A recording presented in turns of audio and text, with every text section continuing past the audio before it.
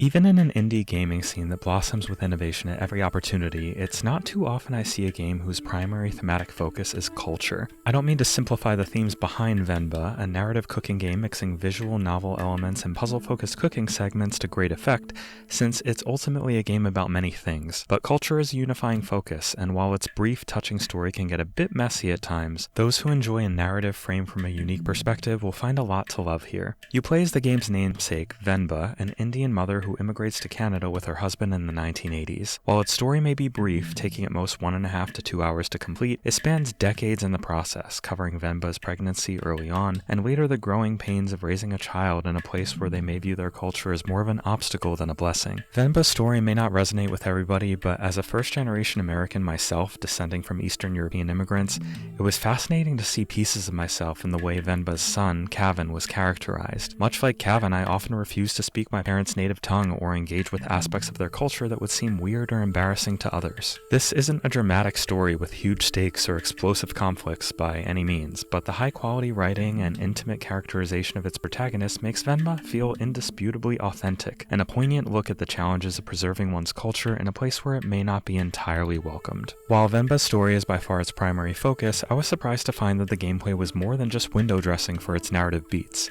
Instead, it's surprisingly central to them. Each of Venba's chapters has a gameplay sequence where you're tasked with following directions for a particular recipe authentic to Indian Tamil culture. And while some chapters have you more or less going through the motions, most work more like a puzzle. You'll be following a recipe book, but often there will be parts missing or in need of translation, and you'll have to consult context clues or Venba's own memories to figure out what needs to be done. It's definitely possible to make a recipe completely wrong and be denied progression, but the game allows you to easily restart from the latest step, so that's never gets too frustrating. This part of Venba isn't especially difficult, but it's satisfying and adds to the story in a way that truly couldn't be done in any other medium. Control-wise, you use a controller or mouse and keyboard, but either way you'll be doing a lot of dragging and dropping of one ingredient or piece of kitchenware onto another. For those who don't want to or aren't able to use a mouse cursor style interface to play, there are unfortunately no accessibility options that allow for any other control methods. But in my playthrough, nothing appeared to be strictly timed either, making it hopefully a palatable approach for most.